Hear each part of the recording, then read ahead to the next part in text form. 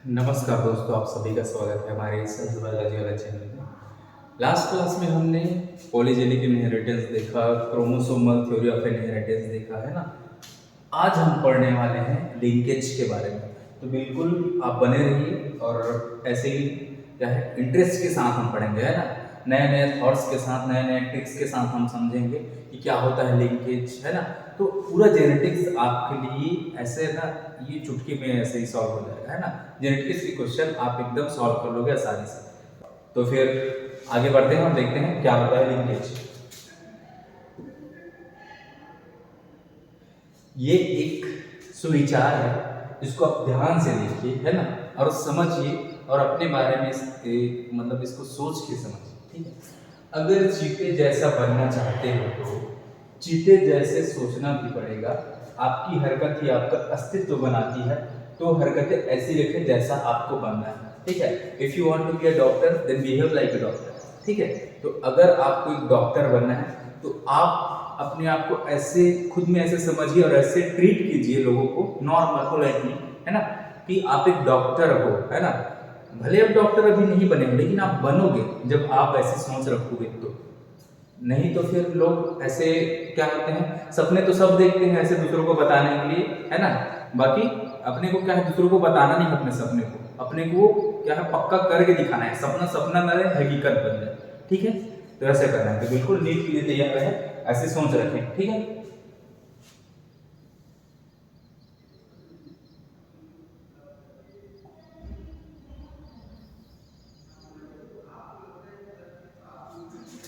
अब आज हम देखते हैं लिंकेज के बारे में। क्या होता है लिंकेज, है ना। लिंकेज क्या है, नाम से समझिए, किस लिंक करना। लिंकेज का मतलब क्या होता है, लिंक करना। कोई चीज लिंक्ड है ना, कोई चीज जुड़ी हुई है। लिंक का मतलब क्या होता है, जोड़ना। यहाँ ए है, यहाँ बी है, इन दोनों को लिंक करना है तो ऐसे लिंक कर दो, ये हो गया लिंक, ठीक है। तो ऐसे किसी चीज को जोड़ना क्या कहलाता है, लिंकेज। क्या कहलाता है, लिंकेज। सेम वही चीज हम यहाँ पर देखेंगे, क्या कि जो जीन्स जुड़े हुए हैं, है ना, वो एक पीढ़ी से दूसरी पीढ़ी में सेम टू सेम वैसे के वैसे ट्रांसफर हो जाते हैं।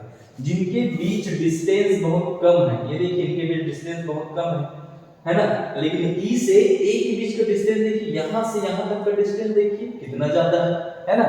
तो अगर मैं बोलूं कि ई से डब्ल्यू के अलग होने के चांस ज्यादा है कि ए से अलग होने के चांसेस ज्यादा है, तो देखिए डब्ल्यू तो नजदीक में है, ए क्या है, दूर में है। तो दोनों में से कौन अलग हो सकता है, तो ये ए है ना, क्योंकि ये क्या है, इसके बीच का डिस्टेंस बहुत ज्यादा है। अगर क्रॉसिंग ओवर हुआ, ऐसे क्रॉस हुआ, तो यहाँ पर क्रॉस होकर जिन खत्म हो सकते हैं, है ना, जिन ही नष्ट हो जाएगा ऐसे। लेकिन अगर यहाँ पर कहीं पर भी क्रॉस होता है, चाहे यहाँ क्रॉस हो, यहाँ क्रॉस हो, यहाँ क्रॉस हो, है ना, कहीं पर भी क्रॉस हो, इन दोनों के अलग होने का चांस बहुत ज्यादा है, ठीक है। तो लिंकेज में हम ये स्टडी करेंगे कि जो जीन्स हैं वो एक जनरेशन से दूसरे जनरेशन में वैसे के वैसे ट्रांसफर होते हैं, तब उसको हम बोलते हैं लिंक्ड जीन, है ना। मतलब इस क्रोमोसोम में अगर जीन है तो अगर ऐसे ऐसे ही अगले जनरेशन में चले गए तो ये हो गया लिंकेज। क्या हो गया, लिंकेज। ये लिंक्ड जीन है, ये ऐसे के ऐसे ट्रांसफर होगा। लेकिन अगर इसमें क्रॉसिंग ओवर हुआ और ये सेपरेट हो गए, है ना, तो फिर इसके बीच क्या हो गया, जीन अलग अलग हो गया। मान लो इसका किसी के साथ जहां पर एक क्रोमोसोम जिसमें जीन नहीं है, तो ये वाला हिस्सा अगर टूट के इसमें चला गया जिसमें जीन नहीं है, और यहाँ जीन नहीं होने वाला हिस्सा इसमें आ गया, उसके पास जीन की कमी हो गई ना इस क्रोमोसोम में। तो सेम वैसे क्रोमोसोम क्या होता है, इसमें वेरिएशन आ जाता है क्रॉसिंग ओवर के कारण, तो नए कैरेक्टर्स बनते हैं जिसको बोलते हैं रिकॉम्बिनेशन। क्या बोलते हैं, रिकॉम्बिनेशन। तो यहाँ पर आप ध्यान दीजिएगा, लिंकेज में हम किसकी स्टडी करेंगे कि जो जीन्स नजदीक में है वो वैसे के वैसे ट्रांसफर होते हैं एक पीढ़ी से दूसरी पीढ़ी। तो ऐसे जीन्स जो पास पास रहते हैं उसको बोलते हैं लिंक्ड जीन। क्या बोलते हैं, लिंक्ड जीन। नीट 2016 में इसके बारे में पूछा गया था, है ना, तो इसका रेशियो भी पूछा गया था। तो ये सब अभी हम डिस्कस करते हैं, तो आप मार्क करके रखे रहेंगे कि लिंक्ड जीन क्या है। कि लिंक्ड जीन वो है जो एक दूसरे के बहुत नजदीक रहते हैं और ऐसे कैसे जनरेशन से दूसरी जनरेशन में ट्रांसफर होते हैं। लिंकेज क्या है, लिंकेज एक ऐसा प्रोसेस है जिसमें हम ये पढ़ते हैं कि जो जीन्स नजदीक में है या फिर जो साथ में एक पीढ़ी से दूसरी पीढ़ी में ट्रांसफर हो जाती है ना, तो ये जो प्रोसेस है इसको बोलते हैं लिंकेज, है ना। लिंकेज में हम प्रोसेस पढ़ेंगे। लिंक्ड जीन क्या है, जो एक दूसरे के पास पास है। क्लियर, देखिए एकदम क्लियर, ठीक है। तो यहाँ पर देखिए क्या लिखा हुआ है कि G1 फेज में हमारे पास ऐसे क्रोमोसोम है, ठीक है। तो जब एस फेज में रेप्लिकेशन होता है तो इसकी फोटोकॉपी बनेगी, है ना। तो मान लो किसी भी नंबर का क्रोमोसोम रहेगा, इसकी फोटोकॉपी बनेगा। तो ऐसे हमारे पास इसकी फोटोकॉपी कितने हो गए, फिर 4 हो गए। 2 क्रोमोसोम को फोटोकॉपी करोगे कितने हो जाएंगे, 4, ठीक है। तो यहाँ पर हमारे पास ऐसे सेट आ गए, है ना। अब मान लो इनके बीच क्रॉसिंग ओवर नहीं हुआ तो ऐसे कैसे ट्रांसफर हो जाते हैं। तो ये हो गया लिंकेज के बारे में अच्छे से बता रहे हैं। लिंकेज इसमें जो जीन है वैसे के वैसे ट्रांसफर हो गए, है ना। मतलब जो कैरेक्टर पेरेंट्स में थे वैसे के वैसे कैरेक्टर बच्चे में भी है। तो लिंकेज में यही होता है। लिंकेज यह बताता है कि जो कैरेक्टर्स पेरेंट्स में रहेंगे ना वही कैरेक्टर्स बच्चों में भी दिखेंगे। किसकी वजह से, लिंकेज की वजह से। लेकिन अगर क्रॉसिंग ओवर हुआ तो यहाँ के जीन वहां, वहां के जीन यहाँ, तो यहाँ पर फिर नए कैरेक्टर्स दिखाई देंगे, वेरिएशन दिखाई देगा। तो वेरिएशन किसकी वजह से दिखाई देगा, क्रॉसिंग ओवर की वजह से। ऐसे बहुत सारी चीजें हम आगे डिस्कस करेंगे। तो नॉर्मल आपको समझने के लिए है, G1 फेज में ऐसा, S फेज में रेप्लिकेशन हुआ तो G2 फेज में आपके पास ऐसे क्रोमोसोम रहेंगे, ठीक है। मतलब ऐसा पूरा मटेरियल रहेगा, जेनेटिक मटेरियल, ठीक है। यहाँ पर देखिए क्या लिखा हुआ है कि E एंड E, यहाँ पर E है, यहाँ पर E है। अब ये दोनों लिंक्ड जीन नहीं है, ये दोनों एक ही कैरेक्टर के लिए है। ये दोनों आई कलर के लिए, मान लो ये दोनों क्या है, आई कलर के लिए, ठीक है। लेकिन ये दोनों लिंक्ड नहीं है, क्योंकि अभी जस्ट आप पढ़े क्रोमोसोमल थ्योरी में कि ये क्रोमोसोम अलग ट्रांसफर होता है, ये क्रोमोसोम अलग ट्रांसफर होता है। इसको हम लिंक्ड जीन नहीं बोलेंगे। एक ही क्रोमोसोम में जो जीन्स हैं उसको बोलेंगे लिंक्ड जीन। तो E और W लिंक्ड जीन है, A इसके साथ लिंक्ड है। जब तक क्रॉसिंग ओवर नहीं हुआ तब तक ये लिंक्ड है ना। तो यहाँ हम इसके बारे में देखेंगे, ठीक है। अब जो डिफरेंट क्रोमोसोम में रहता है तो इससे इंडिपेंडेंट असॉर्टमेंट दिखाई देता है, बिल्कुल सही बात है। यहाँ के जीन्स अलग एक पीढ़ी से दूसरी पीढ़ी में जाएंगे, ये वाले जीन अलग से जाएंगे, तो ऐसे होता है, ठीक है। अरे आप लोग के समझाने के लिए देखिए कहाँ स्पाइडरमैन को भी बुला लिया भाई।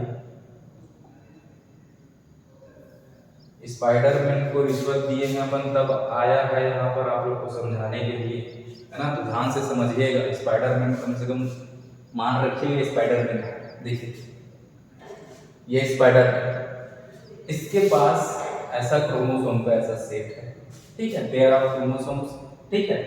अब ये क्रोमोसोम में ये क्या है, एक कैरेक्टर के लिए जीन है, ये दूसरे कैरेक्टर के लिए जीन है, ये तीसरे कैरेक्टर के लिए जीन है। तो ऐसे पेयर में रहते हैं, इसको हम एलील बोलेंगे, ठीक है।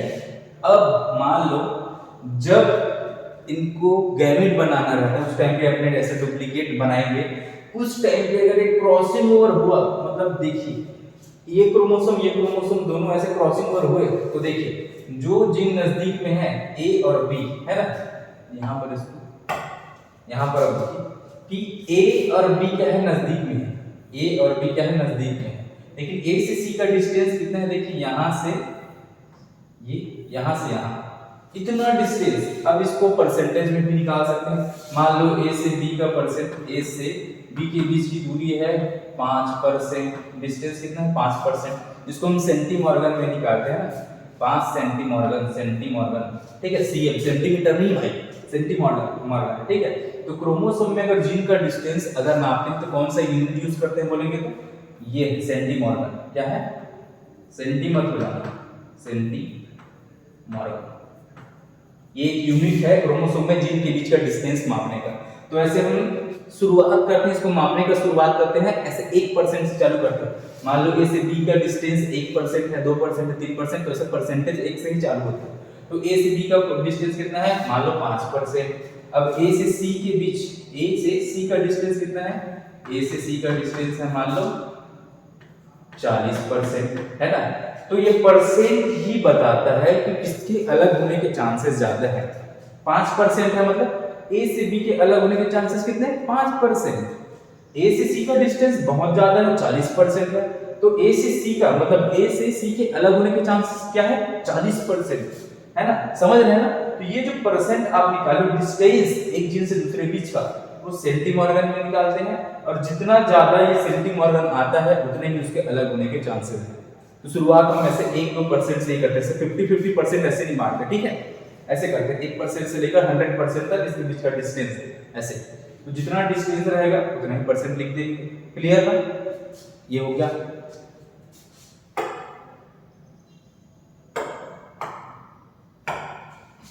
अब ध्यान देंगे यहां पर सी, ए से सी का डिस्टेंस ज्यादा है, तो अगर यहां पर क्रॉसिंग ओवर होता, देखिए अगर यहां क्रॉसिंग ओवर हो, यहां हो, यहां, फिर भी ए से सी अलग हो जाएगा। देखिए ए और बी नजदीक है, ए और बी नजदीक, ए और बी ए नजदीक है, तो दोनों में कोई चेंज नहीं आया। जितने ज्यादा नजदीक है इसके अलग होने के चांसेस उतने ही कम। तो यहाँ पर ए से सी का डिस्टेंस ज्यादा है, तो यहाँ पर ये क्रोमोसोम में फेरबदल हो गया, ये हो गया क्रॉसिंग ओवर।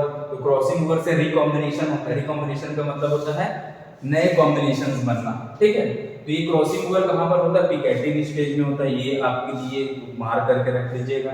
ठीक है, यहाँ पर क्रॉसिंग ओवर हुआ तो फिर नए कैरेक्टर दिखाई दे। देखिए तो यहाँ पर डोमिनेंट कैरेक्टर था क्रोमोसोम में, यहाँ पर देखिए एक डोमिनेंट, दूसरा डोमिनेंट, यहाँ पर रिसेसिव आ गया, एक रिसेसिव दूसरा रिसेसिव, यहाँ पर डोमिनेंट आ गया। तो इससे जीन्स की अदला बदली हो गई।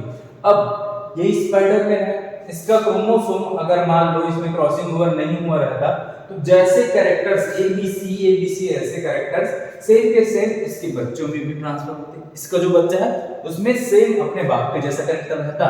तो अगर सेम टू सेम ट्रांसफर हो रहा है तो ये लिंकेज को शो कर रहा है। किसको? लिंकेज को। लेकिन अगर क्रॉसिंग ओवर हुआ तो यहाँ पर कैरेक्टर चेंज हो गए, है ना, इसमें कोई दूसरा कैरेक्टर आ गया, इन दोनों को ऐसे हिस्सा मिलने से कोई नया कैरेक्टर बन गया, वेरिएशन हो गया।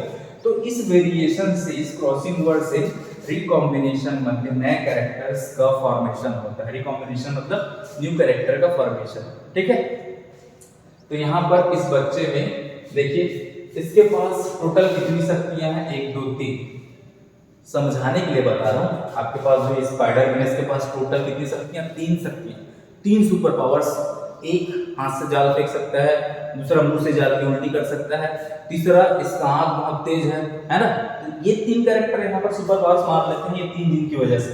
अब देखिए इसका बच्चा हुआ और ऐसे कैसा ए बी सी अगर उसमें ट्रांसफर हो गया तो इसके पास भी सेम कैरेक्टर रहेगा। ये भी हाथ से जाल फेंकेगा, मुंह से जाल की उल्टी करेगा, है ना, और क्या करेगा? आंख भी इसका बहुत ज्यादा तेज रहेगा। सेम टू सेम ट्रांसफर हुआ तो।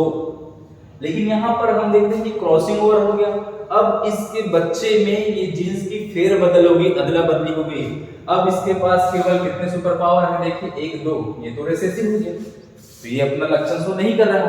तो यहाँ पर इसके पास एक क्या हो गया? सुपर पावर की कमी होगी। मतलब ये मान लो हाथ से जाल फेंक सकता है, मुंह से जाल की उल्टी कर सकता है, लेकिन इसका आंख अपने बाप की तरह एकदम तेज नहीं। तो ये चेंज आ गया ना। तो ये चेंज जो होता है ये क्रॉसिंग ओवर की वजह से दिखाई देता है। क्लियर ना? एकदम इजी है ना, एकदम आपको टेंशन लेने की जरूरत नहीं। आपके लिए जेनेटिक्स न्यू चना मटर हो जाएगा। ठीक है, चलिए आगे बढ़ते हैं। इसमें कोई डाउट नहीं आना चाहिए, जैसा वो बता बोल रहा है कोई डाउट नहीं होगा। ठीक है,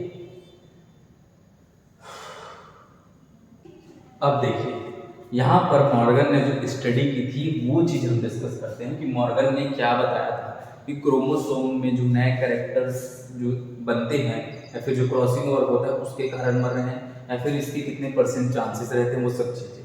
ठीक है, Morgan carried out several dihybrid process in Drosophila. बिल्कुल यही चीज तो अभी जस्ट पढ़ा था, है ना। इन्होंने ड्रोसोफिला पर ही एक्सपेरिमेंट किया था। तो मैक्सिमम जो प्रोसेस उनके द्वारा कराया गया था वो डायहाइब्रिड क्रॉस, मतलब 2 कैरेक्टर को लेकर ही कराया गया था, है ना। अब ये सेक्स लिंक तो हमने देखा था कि एक्स क्रोमोसोम के द्वारा कराया गया था, है ना। एक्स क्रोमोसोम में उन्होंने टारगेट किया था, ड्रोसोफिला का एक्स क्रोमोसोम यूज किया था, है ना। The process were similar to the dihybrid process carried out by Mendel in fish. जैसे मेंडल ने डायहाइब्रिड क्रॉस मटर पर किया था तो सेम वैसा ही था टीएच मॉर्गन का भी क्रॉस। इन्होंने डायहाइब्रिड में से 2 कैरेक्टर को लेकर ही क्रॉस कराया। ठीक है, ये हो गया simple. Gene present on single chromosome, no independent assortment. इसका मतलब क्या है कि अगर जीन्स एक सिंगल क्रोमोसोम में प्रेजेंट है, देखिए ये क्रोमोसोम का ऐसा पेयर है। अब यहां पर बोला गया है कि यहां पर कोई जीन है, ये देखिए ये नीचे, ठीक है, और यहां पर है सेम ऐसा ही जीन। ठीक है, यहां पर यह बता रहा है कि जीन्स जो सिंगल क्रोमोसोम में रहते हैं इसमें जितने भी जीन्स रहेंगे, ये इसमें जितने भी जीन्स रहेंगे वो इंडिपेंडेंट रूप से ऐसे ही ट्रांसफर नहीं होते, इस क्रोमोसोम के द्वारा ही सब साथ में ट्रांसफर होते हैं। तो एक क्रोमोसोम में जितने भी जीन्स है वो साथ में ट्रांसफर होंगे, दूसरे क्रोमोसोम में जितने जीन्स है वो साथ में ट्रांसफर होंगे। इंडिपेंडेंट असॉर्टमेंट यहाँ पर देखने को नहीं मिलेगा एक ही क्रोमोसोम के जीन में। लेकिन अगर मैं बोलूं कि इस क्रोमोसोम और इस क्रोमोसोम में अगर जीन है तो क्या दोनों साथ में ट्रांसफर हो रहे हैं क्या? नहीं, है ना। ये अलग ट्रांसफर होता है, वो अलग ट्रांसफर हो रहा है। तो यही चीज तो है एकदम इजी, है ना। The term genetic recombination describes the non-parental gene combinations in dihaptic process, है ना। कि जो जेनेटिक रिकॉम्बिनेशन का मतलब होता है कि जो नए कैरेक्टर्स बने हैं वो अपने पेरेंट्स से रिसेंबल नहीं है, उसकी समानता नहीं रखते, है ना। उससे कोई समानता नहीं, नए कैरेक्टर्स बन जाते हैं, वेरिएशन आ जाता है। इससे पहले हमने देखा था स्पाइडर पिगमैन के पास 3 शक्तियां थी, उसके बच्चे के पास 2 आ गई। तो जो रिकॉम्बिनेशन होता है उसके द्वारा कैरेक्टर्स में अंतर आ जाता है, ठीक है। स्टूडेंट मॉर्गन के स्टूडेंट इन्होंने जेनेटिक मैप बनाया था। जेनेटिक मैप इन्होंने मतलब बताया था सेंटी मॉर्गन के बारे में। इन्होंने इनके सम्मान में सेंटी मॉर्गन वर्ड यूज किया था। अपने गुरु के सम्मान में उन्होंने क्या किया, CM, चीफ मिनिस्टर नहीं भाई, सेंटी मॉर्गन, सेंटी मॉर्गन। तो ये मॉर्गन वर्ड अपने गुरु जी के सम्मान में इन्होंने किया, है ना। कि मैं एक मैप बनाया हूँ, एक स्केल है मेरे पास जिसमें हम इस क्रोमोसोम में जितने भी जीन है उसका डिस्टेंस मैं नाप सकता हूँ। तो इस क्रोमोसोम में A और B का जितना डिस्टेंस है या फिर A से C का जितना डिस्टेंस है उसको मैं नाप सकता हूँ। तो जितना कम डिस्टेंस उसके अलग होने के चांसेस कम, जितना ज्यादा डिस्टेंस इसके अलग होने के चांसेस उतने ही ज्यादा। तो यहाँ पर वही चीज बताई गई है। स्टूडेंट ने डिस्कवर्ड किया था site of linkage gene on chromosome by estimating their frequency of genetic recombination through the gene mapping, ठीक है। देखिए इन्होंने यहाँ ये नाम याद रखें, स्टूडेंट सबसे पहले याद रखें। इन्होंने क्या डिस्कवरी की थी, फ्रीक्वेंसी ऑफ जेनेटिक रिकॉम्बिनेशन। क्या डिस्कवरी की थी, फ्रीक्वेंसी ऑफ जेनेटिक रिकॉम्बिनेशन। इन्होंने जेनेटिक मैप बनाया जिसमें क्या बोला कि जीन्स के बीच रिकॉम्बिनेशन की फ्रीक्वेंसी क्या है ना। दो जीन्स के बीच अगर डिस्टेंस कम है तो इसके अलग होने की फ्रीक्वेंसी मतलब इसमें रिकॉम्बिनेशन बनने के चांसेस है नहीं, है ना, क्योंकि इसके बीच का डिस्टेंस बहुत कम है। लेकिन A से C का डिस्टेंस क्या है, बहुत ज्यादा, देखिए तो, है ना। तो यहाँ पर फ्रीक्वेंसी इसके नए कॉम्बिनेशंस की ज्यादा है। तो ये जो फ्रीक्वेंसी ऑफ जेनेटिक रिकॉम्बिनेशन है वो स्टूडेंट के द्वारा दी गई थी। तो ये आप ये मार्क करके रखेंगे बिल्कुल, ठीक है। अब जो ये 2019 में आया था ना क्वेश्चन कि किसने फ्रीक्वेंसी ऑफ जेनेटिक रिकॉम्बिनेशन दिया था, तो किसने दिया था, स्टूडेंट ने, ये मॉर्गन के स्टूडेंट थे, ठीक है। अब यहाँ पर बताइए ये क्रोमोसोम है, ये अपनी कॉपी बनाता है। तो यहाँ पर इस क्रोमोसोम की ये कॉपी बन गई। अब इसमें जब क्रॉसिंग ओवर होता है तो यहाँ पर A और B जीन, यहाँ A, यहाँ पर, है ना, यहाँ पर A, यहाँ पर B, यहाँ पर C, ठीक है। अब यहाँ पर जो जीन है देखिए यहाँ पर ऐसे क्रॉसिंग ओवर हुआ, A से B अलग हो रहा है क्या, कि A से C अलग हो रहा है, देखिए तो यहाँ पर A भी साथ में नजदीक है तो यहाँ पर क्रॉसिंग ओवर हुआ, ये C अलग हो गया। तो यहाँ पर देखिए ये C वाला जो है वो यहाँ आ गया, इसके पास कुछ नहीं है तो ये हिस्सा ऐसे कैसा है, यहाँ पर B है, यहाँ पर A और यहाँ पर B है, लेकिन C किस में चला गया, दूसरे क्रोमोसोम में चला गया। यही चीज तो हम पढ़ रहे हैं, है ना, नए कॉम्बिनेशंस बनते हैं क्रॉसिंग ओवर से, ठीक है। अब देखिए क्या है, यहाँ पर जो टर्म्स हैं उसको आप ध्यान से सुनेंगे। शुरुआत हम 1% से करते हैं ना, ये 1%, ये हो गया आपका अनुक्रमानुपाती वजन, अनुक्रमानुपाती है ऐसा, ठीक है। क्या बोलते हैं, व्युत्क्रमानुपाती, है ना। तो यहाँ पर आप देखिए linkage overcome independent assortment, terms को ध्यान से समझिए कि लिंकेज ओवरकम इंडिपेंडेंट असॉर्टमेंट बिल्कुल सही है। लिंकेज मतलब क्या, दो जीन्स साथ साथ में ऐसे लिंकेज, है ना। तो ये इंडिपेंडेंट असॉर्टमेंट को कम कर रहा है या नहीं, बिल्कुल कम कर रहा है। देखिए तो यहाँ ए जीन एक दूसरे से अलग नहीं हो रहे हैं एक ही क्रोमोसोम में, तो साथ साथ जा रहे हैं। तो इंडिपेंडेंट है क्या, ये अलग अलग जा रहे हैं क्या, नहीं, साथ साथ जा रहे हैं। तो इंडिपेंडेंट असॉर्टमेंट का मतलब क्या, अलग अलग जाना, इंडिपेंडेंट रूप से। तो इस चीज को क्या करता है, ओवरकम करता है, कौन, लिंकेज। क्रॉसिंग ओवर जो कि पैकेटिंग स्टेज में होता है, यू न्यू कॉम्बिनेशंस। अब मान लो यहाँ पर एक जीन है, तो तो ये ऐसा यहाँ पर अगर इन दोनों के बीच ऐसे क्रॉसिंग ओवर होता है, तो यहाँ से ऐसे क्रॉसिंग ओवर हो गया, यहाँ से यहाँ ऐसे, तो यहाँ पर ये जीन्स क्या हो गए, अलग हो गए, मतलब नए कॉम्बिनेशंस बनते हैं। तो देखिए देखिए क्रॉसिंग ओवर हुआ तो क्या हो गया, लिंकेज टूट गया, यहाँ जीन्स साथ में जा रहे थे और ये जीन्स साथ में नहीं जा रहा है। क्रॉसिंग ओवर क्या करता है, लिंकेज को रोकता है। किसको रोकता है, लिंकेज को रोक रहा है, ठीक है। अब linkage reduces the chances of variability. देखिए यहाँ पर जितने भी ये क्रोमोसोम है, इसमें जितने भी जीन्स रहेंगे, अगर वो साथ साथ एक पीढ़ी से दूसरी पीढ़ी में ट्रांसफर हो रहा है, साथ साथ है ना, साथ साथ अगर एक पीढ़ी से दूसरी पीढ़ी में ट्रांसफर हो रहा है, तो जैसा सेम पेरेंट में कैरेक्टर है वैसा उसके बच्चे में भी कैरेक्टर दिखाई देगा। तो ये क्या है, लिंकेज क्या करता है कि वेरिएशन को, वेरिएबिलिटी का मतलब होता है चेंज, परिवर्तन, तो किसी प्रकार का चेंज नहीं आने देता, लिंकेज उसकी क्या करता है, रिड्यूस करता है, रोकता है चेंज आने से, पेरेंट के जैसा ही कैरेक्टर को शो करता है। Linkage helps organism to maintain parental characters, वही जो हमने बात की वही। इट रिड्यूसेस रिकॉम्बिनेशन चांसेस, है ना, रिकॉम्बिनेशन बनाने को रोकता है। लिंकेज साथ साथ जा रहा है, क्रॉसिंग ओवर नहीं हुआ तो क्या कॉम्बिनेशन बनेगा, है ना। तो लिंकेज रिकॉम्बिनेशन के चांसेस को रोकता है। लिंकेज के द्वारा जो पेरेंटल कैरेक्टर्स हैं वैसे के वैसे ही ट्रांसफर होते हैं बच्चों में, ठीक है। तो ये आप फार्मूला याद रखेंगे कि शुरुआत क्रोमोसोम के जो डिस्टेंस है वो मापने की शुरुआत 1% से हम करते हैं ना, किससे करते हैं, 1% से, ठीक है। ऐसे 50-50% नहीं बोलते। इस क्रोमोसोम है, इसके बीच का डिस्टेंस मान लो 4% है ना, और इसके बीच का डिस्टेंस मान लो, इन दोनों के बीच का डिस्टेंस 5% है। तो ऐसे हम शुरुआत करते हैं 1 2 3 4 5, 1 से शुरुआत कर रहे हैं ना। हम ऐसा नहीं बोल रहे इसके बीच का डिस्टेंस 50%, इसके बीच का डिस्टेंस 50%, ऐसा नहीं। हम ऐसे ही मापते हैं इसके बीच का डिस्टेंस को, या फिर यहाँ से यहाँ तक का डिस्टेंस को ऐसे मापते हैं। 1 से शुरू करेंगे, मान लो इसके बीच का डिस्टेंस 4%, लेकिन यहाँ से यहाँ के बीच का परसेंट टोटल है 80%, है ना, ये ऐसा। तो हम ऐसे 1% से ही मापना चालू करते हैं। नीट 2019 में आया था, ये आप मार्क कर लीजिए कि जब लिंकेज को हमको बताना रहता है तो हम 50-50% ऐसे नहीं बताते, उसमें हम दोनों जीन के बीच का डिस्टेंस की शुरुआत मापने की करते हैं 1 से। मतलब जितना कम परसेंट, मान लो 1% चांस है, 1% है तो जीन के बीच का डिस्टेंस, तो इसके अलग होने का चांसेस 1%।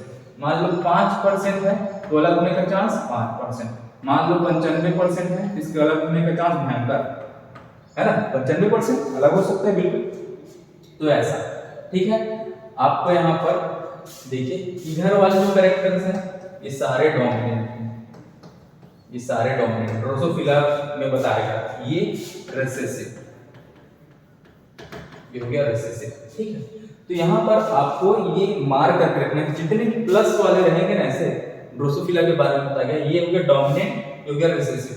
तो आपको अगर ये पूछे कि Y+ से M+ के बीच अलग होने के चांसेस कितने हैं, या फिर Y से W का अलग होने के चांस कितने हैं, तो आप देख सकते हैं डिस्टेंस कम, मतलब अलग होने के चांसेस कम, यहाँ से यहाँ तक का डिस्टेंस ज्यादा, मतलब इससे अलग होने के चांसेस भी ज्यादा है, ठीक है। तो फिर ये है आपका लिंकेज का कॉन्सेप्ट, एकदम मस्त, एकदम इजी है, एकदम आसान है आपको समझने के लिए, ठीक है। टाइप्स, ये तो जरूर है भाई, ये पढ़ लियो, ये बहुत आसान है, ये पढ़ लेना आप। लिंकेज के टाइप्स एकदम इजी है, एकदम आसानी से बता सकते हैं, एकदम इजी। देखिए टाइप्स ऑफ लिंकेज क्या है, टाइप्स देखिए, टाइप्स हम लिंकेज के अनुसार से कर रहे हैं। देखिए इसके चांसेस कितने हैं, फॉर्मेशन ऑफ न्यू कॉम्बिनेशन, नए कॉम्बिनेशन बनने के चांसेस कितने हैं, उसके हिसाब से हमने इसको बांटा है। देखिए कंप्लीट लिंकेज का मतलब क्या होता है, पूरी तरह से लिंक, साथ में चले जाना। देखिए ए और बी के बीच का डिस्टेंस बहुत कम है, तो इसके चांसेस हैं ज्यादा कि सेम टू सेम ऐसे ही बच्चों में ट्रांसफर हो जाए, ए और बी, है ना। तो ऐसा सेम ए और बी, ये ए बी है, ए बी, तो वैसा कैसा ये ऐसे साथ में ऐसे बच्चों में ए और बी ट्रांसफर होंगे ऐसे साथ में, ठीक है। यस, तो यही चीज बोला गया कि कंप्लीट लिंकेज में क्या होता है, the state in which two loci are so close, A और बी के बीच डिस्टेंस क्या है, बहुत कम है, सो क्लोज है ना। That aliens of this loci are virtually never separated by crossing over।